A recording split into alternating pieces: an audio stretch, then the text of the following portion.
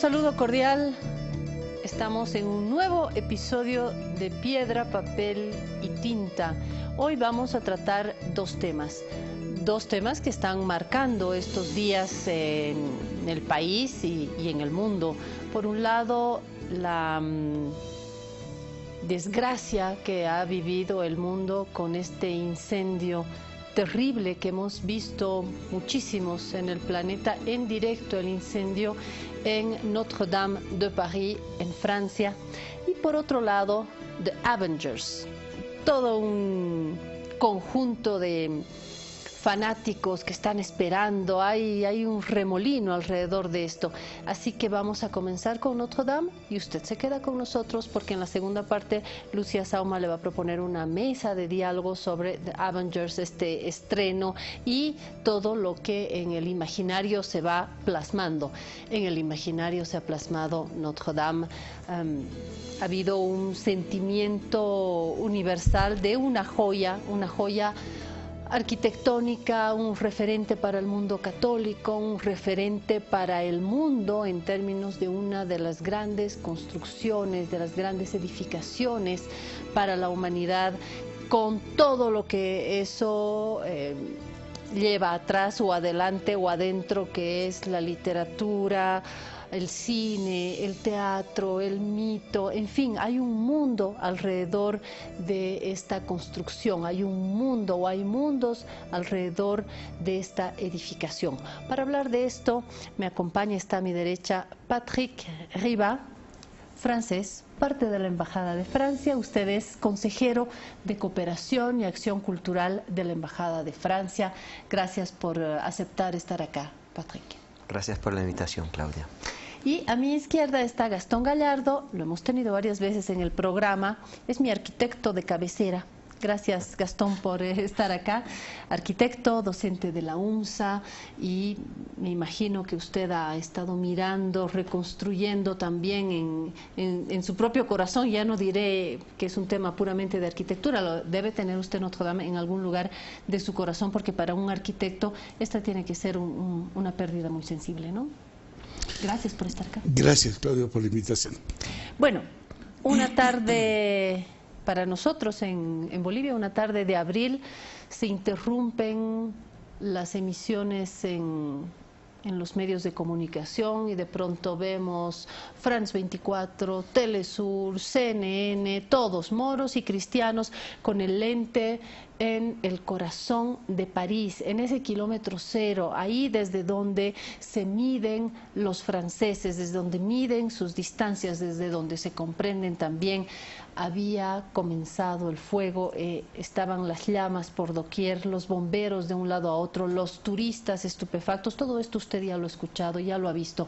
La primera idea que me ha venido al espíritu es siglo XXI, Francia, o sea, potencia número 6. Algo así.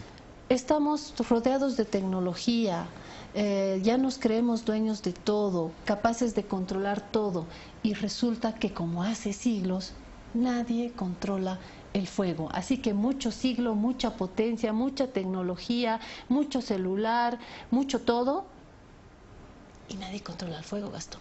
Ni el agua, ni el viento. Así es. Somos efímeros. Así es, así es. Bueno, la primera pregunta es, ¿qué significa? ¿De qué estamos hablando? ¿De qué estamos hablando en términos? Sí, por eso está usted acá, en la historia de la arquitectura, pero en la historia a secas también, ¿no?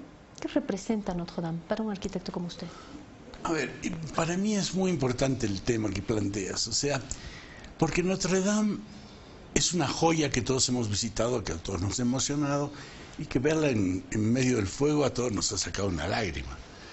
Pero en la historia de la arquitectura, cuando terminan los grandes imperios y toma peso la religión católica, lo único que puede hacer es apropiarse de determinados espacios que existían en el Imperio Romano, básicamente las basílicas, y las adecúan para ser el espacio donde se reúne la iglesia, el cuerpo de la iglesia, que son todos. No nos olvidemos que en esa época no había cura, o sea, era uno de los miembros de la iglesia. En ese proceso llega el año 1000, o sea, pasa toda la Edad Media, donde se construyen pequeñas construcciones defensivas, unas iglesias muy chiquitas, totalmente cerradas, inclusive con ventanas tipo saeteras para poder disparar desde adentro. Muy al estilo medieval, donde había que cuidar, el Señor cuida, ¿verdad?, a los siervos y tiene que... Y llega el año 1000, donde se esperaba el fin del mundo. No pasa nada en el fin del mundo del año 1000 y empieza a construirse algo nuevo. Y es en el 1100 que el abad de Saint-Denis, intuye, promueve un tipo de construcción totalmente distinta. Y a los 2 años de esto, ese modelo y ese estilo arquitectónico, que se va a llamar después gótico, mal llamado gótico, porque el gótico en realidad es un nombre despectivo, asignado a la arquitectura de los godos, de los bárbaros, ¿no? Cosa que no es verdad, nace en Francia, pero empiezan a usar ese estilo para construir la Catedral de París, en 1163. O sea que el concepto de lo gótico está en el embrión de esto. Exacto. ¿Sí? O sea, el primer gótico que se conoce completo es Notre Dame. Entonces es nomás una de las joyas más importantes. Es una de las joyas de la gótico, historia, ¿no?, de la arquitectura, de la historia del gótico. Y tiene dos cosas importantes. Una es que tu espacialidad ya no es mirar al altar, sino entras y lo primero que haces es te chupa el espacio. O sea, la verticalidad te hace mirar a Dios, al cielo. Y el otro tema es que se usa mucho la estructura de los ángulos y de los arcos, que permite liberar los cerramientos.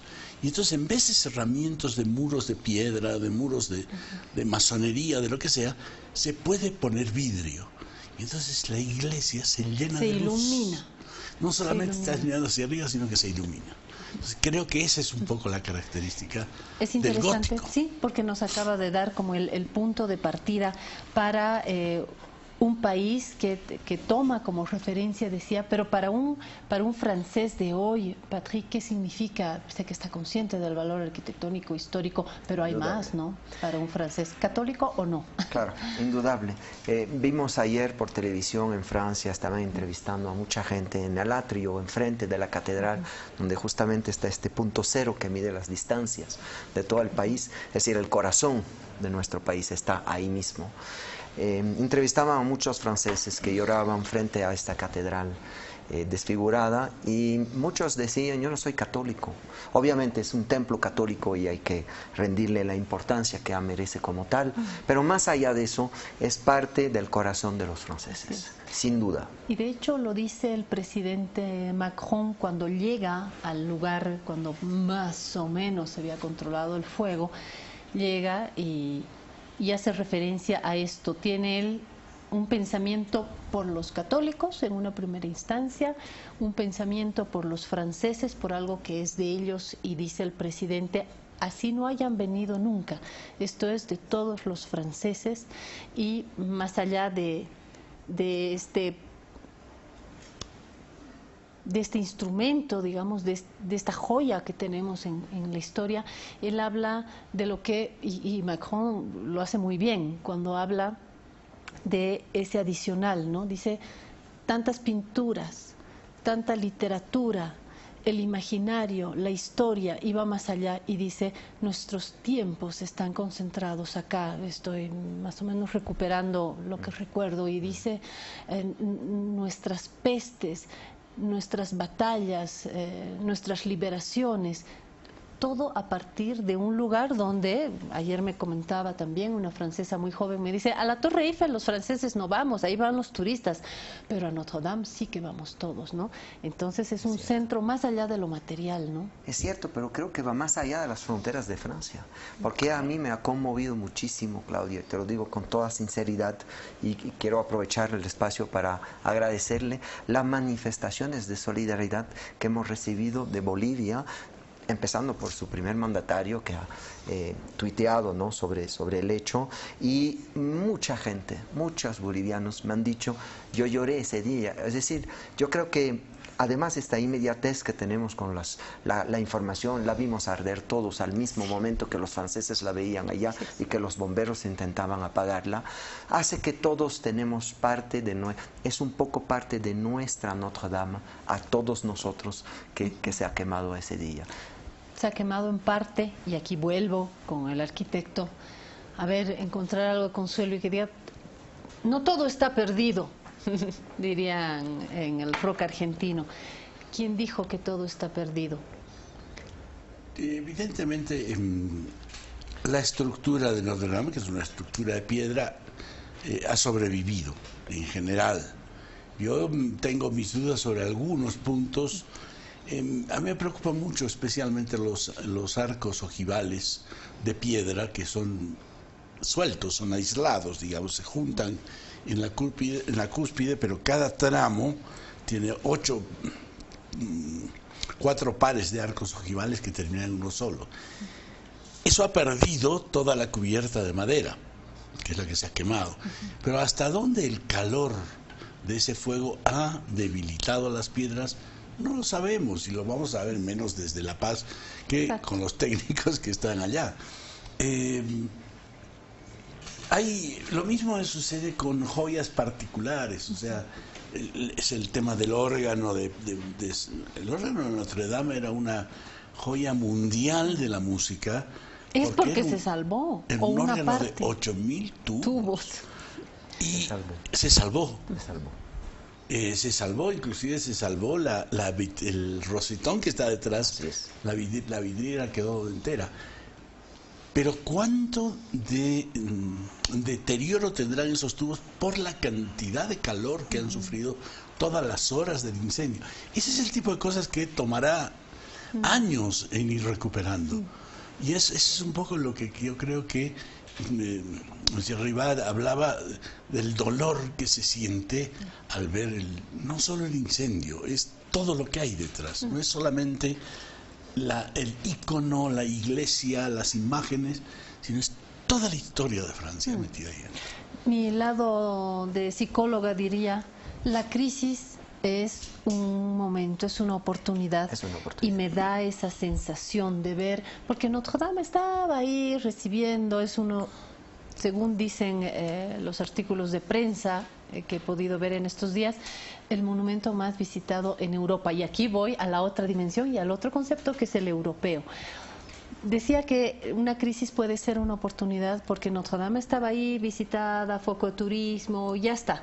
Pero después de lo ocurrido, además con esa multiplicación en las pantallas, el hecho de que el mundo la vio, pero así muy cerquita, vivir ese incendio, ha permitido plantearse nuevamente Europa como concepto, yo creo. Después de las palabras de Angela Merkel, de Macron, me da la sensación de que esto nos llega como un campanazo, al mundo, ¿no?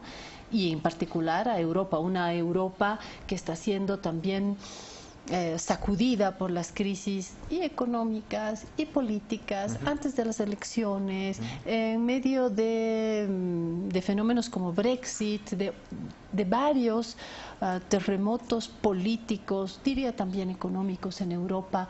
Pareciera que todo está en juego, pareciera que el mundo está cambiando mucho, Europa comprendida, y de pronto este incendio nos sacude y nos dice: hay un símbolo europeo que está en peligro. De repente es una oportunidad política. Ya he pasado de mi lado psicológico a mi lado político. ¿Será una señal entonces? Hay un especialista francés que dijo, tal vez sea una señal, ¿no? Empezamos el programa con esta reflexión sobre las empresas humanas y lo efímero que son las dificultades que encuentran. Hay desafortunadamente incendios de este tipo, a pesar de estar en el siglo XXI, existen y seguirán existiendo. No somos superiores a la naturaleza al fin y al cabo. Esta empresa humana, que ha sido una empresa de fe, hoy en día sigue siendo una empresa de fe católica, obviamente, y lo tenemos que recalcar, pero es también, tú tienes razón, una historia de fe en un proyecto común, en un proyecto europeo y tal vez en un proyecto de la humanidad. Por eso la reacción de toda la población, de los bolivianos hasta el embajador de Alemania, que dijo palabras muy sentidas el otro día aquí en Bolivia, y de todos los colegas que nos han participado sobre el hecho. Creo que del drama sale efectivamente una perspectiva nueva. Parte de esta perspectiva radica en la reconstrucción. El presidente Macron lo ha dicho, ha dado 5 años. Los expertos ahora se pierden en elucubración si serán 5, 6, 7, 8. Yo creo que lo que cuenta es el impulso. Sí, hemos recibido un golpe duro, la humanidad, pero la humanidad es capaz de lo mejor, como es capaz a veces de lo peor. Y lo mejor va a ser esta reconstrucción. Esta reconstrucción la vamos a hacer, dijo el presidente, con los mejores del mundo entero. Los mejores talentos, dijo ya esa primera. Los mejores talentos del mundo entero. Eso yo creo que es un signo alentador que finalmente tal vez podemos conseguir para esta humanidad, a veces sin crisis, a veces que se pierde en detalles que la llevan muy lejos, pues a trascender un poco nuestra diferencia y compartir en un objetivo común. La reconstrucción va a ser muy interesante. Va a ser interesante porque primero va a haber dilema sobre la reconstruimos tal como era, con los materiales que teníamos en la época, o intentamos hacer algo moderno, futurístico. No sabemos. Va a haber llamamiento, licitaciones para concursos, veremos qué es lo que sale de eso. Lo que sí sabemos, y creo que nos da un poco de confianza a todos, es que por un lado tenemos el dinero, que es parte del proyecto. En un día y medio se han recolectado $1.000 millones. Antes de que aparezcan los talentos han aparecido los millonarios, grandes capitales a decir, bueno, los mecenas, aquí, digamos. Los mecenas, pero siempre se han construido, no olvidemos, sí, claro, que no hubo y no hay arquitectura, y hablo bajo tu autoridad, que no tenga un mecena detrás, porque hay que financiar. Entonces eso es un elemento importante, y te puedo asegurar que todos los franceses van a responder, aunque sea con un euro, 2 euros, según sus capacidades, para reconstruir este patrimonio. No podemos escapar a la polémica en las redes sociales, porque la hay, de que ahora, los millonarios, pero ahora, ¿y por qué esto no está fiscalizado? ¿Y por qué los millonarios están dando para Notre Dame y no dan? ¿Qué diría Víctor Hugo? Víctor Hugo diría, muchas gracias por salvar Notre Dame, pero Víctor Hugo también diría, ahora para los miserables, hablando de la carencia, pues, ¿no? Hay mucha polémica, ¿no? Sí, hay polémicas, pero ya que mencionas a Víctor Hugo, recordemos por qué Víctor Hugo escribe El jorobado de Nuestra Dama. De Notre Dame. Víctor Hugo decide escribir El jorobado de Notre Dame en 1831, si no me equivoco, sí, porque en aquel entonces la catedral está en un estado destrozado, después de la Revolución Francesa. Donde hubo mucho daño. Donde hubo mucho daño. Mucho daño. La catedral está totalmente, no destruida, pero está muy desgastada. Y él considera que hay que salvarla. Y escribe esta historia precisamente para salvar. Exacto. O sea, además de un gran escritor, fue un gran marketinero, sin saberlo siquiera. Fue un gran marketinero en muchas cosas. Hay los saberes hacer también, porque el dinero es una cosa, pero tenemos los saberes hacer. Y entre estos quiero recargar los compañones de la Vuelta a Francia, que son una fraternidad muy antigua, que tiene más de 1000 años, que sigue en pie, donde albañiles, carpinteros, los grandes oficios de aquel entonces siguen vivos en Francia y en otros países de Europa, con este talento y este saber hacer que teníamos antes. Tenemos el dinero, tenemos la voluntad, tenemos el saber hacer, juntos lo vamos a hacer. Pero hay una cosa que es evidente: no tenemos el roble que teníamos en ese momento. Eso sí es cierto. O sea, eso sí es cierto. Esas son las cosas que van a confrontar en la restauración. La cantidad y calidad de madera que se utilizó para construir Notre Dame, hoy día no la hay. Bueno, probablemente si se esfuerzan en el mundo se podrá conseguir algo, pero realmente hay que pensarlo si vale la pena. La misma materia prima no, exacto, y fue una de las características. Y ahí es donde entra lo que decía Patrick hace un rato. ¿Cuál será la propuesta de restauración? De pronto puedes mantener la estructura de piedra, pero toda la madera la puedes reemplazar con materiales más modernos. Y no solamente, perdón Gastón, no solamente el reemplazo, sino la creatividad, porque no solamente es hacer igualito como era, idéntico, claro. No. De hecho, la flecha, la aguja forma parte de una historia última en la construcción. Siglo XIX. Entonces, y un artista, usted lo sabe, tampoco está para ser igualito, así sea una recomposición. Habrá una oportunidad de un renacimiento también, ¿no? Gastón, tal vez arquitectos bolivianos van a poder aportar sus propuestas, ¿por qué no? Claro, se me ocurre que va a ser un concurso internacional. Va a ser un concurso internacional. Lo más probable. Y más allá de poner una piedra o tejer alguito ahí, yo creo que para lo que nos va a servir es para recrear el debate. Yo no sé cómo se ha sentido en mi experiencia personal.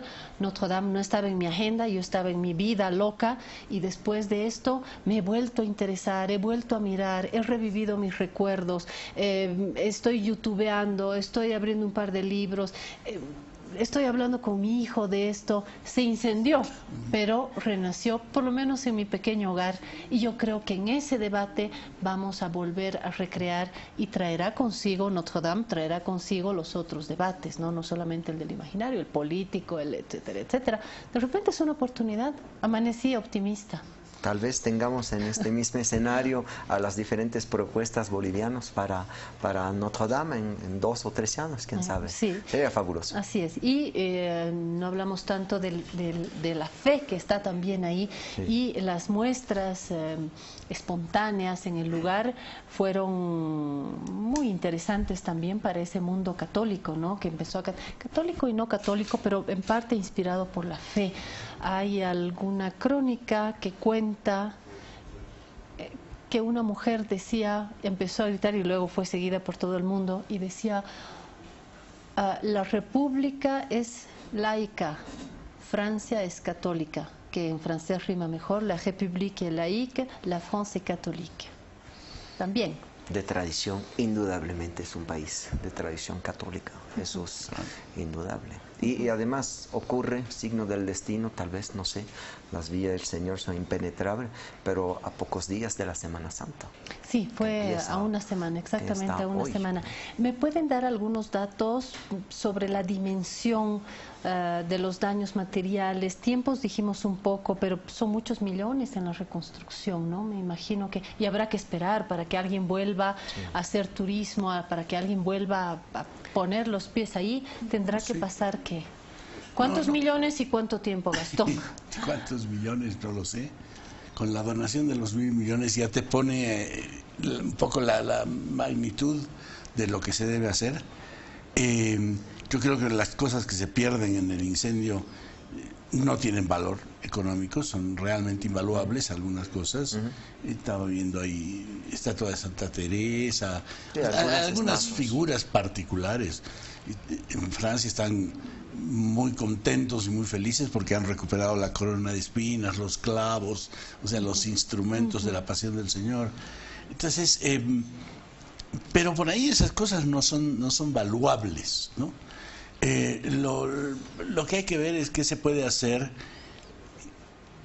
A ver, no estás en cualquier parte del mundo, ni siquiera en cualquier parte de París.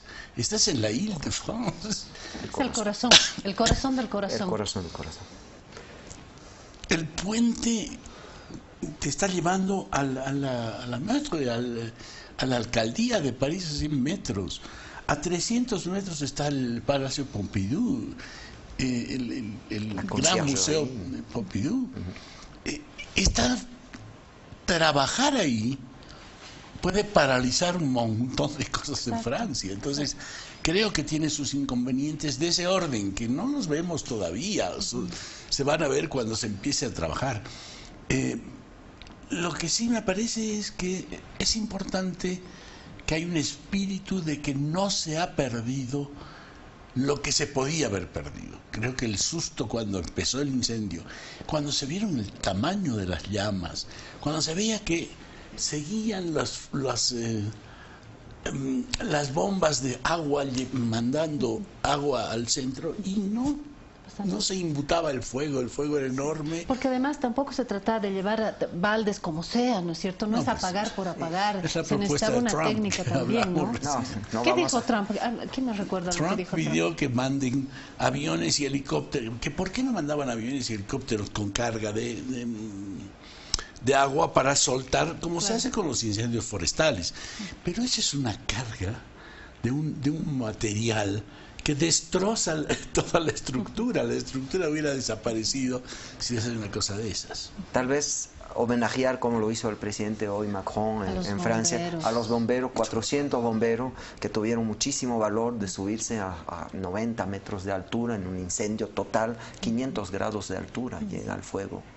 Y yo creo que hay los soldados del fuego, los soldados del fuego los llamamos, y es gracias a ellos, a su intervención, a su sabiduría también, que se ha logrado evitar una catástrofe mayor. No hubo pérdida humana. Recordemos que hay alrededor de 50.000 personas diarias que visitan la catedral. Tú lo has dicho, Claudia, son alrededor de 13 a 15 millones de turistas al año que vienen a visitar esta catedral.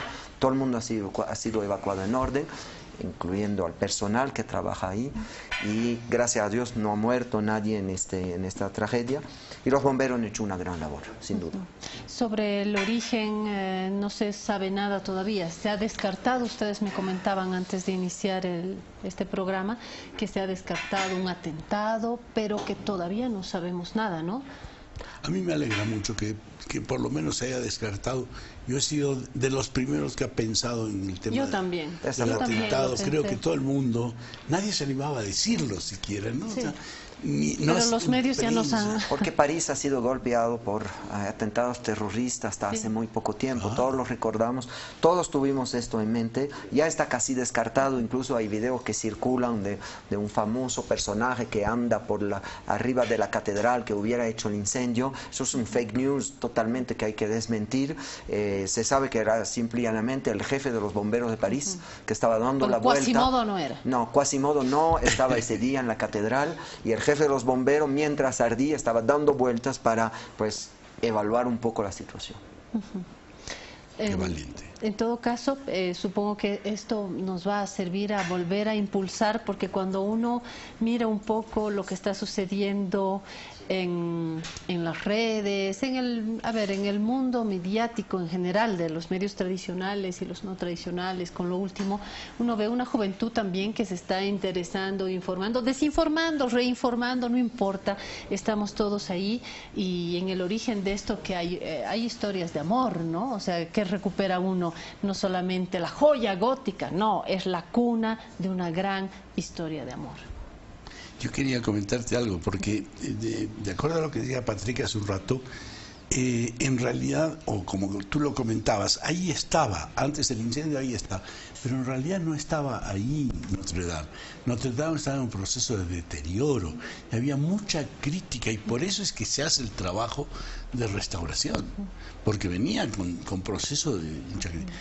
Y la otra es que aparecen memes o WhatsApps en el país, donde realmente es con mucha certeza dicen, bueno, pero muy bien acordarse de París, pero ¿y qué pasa con la iglesia de la Capilla Sixtina del Altiplano, por ejemplo?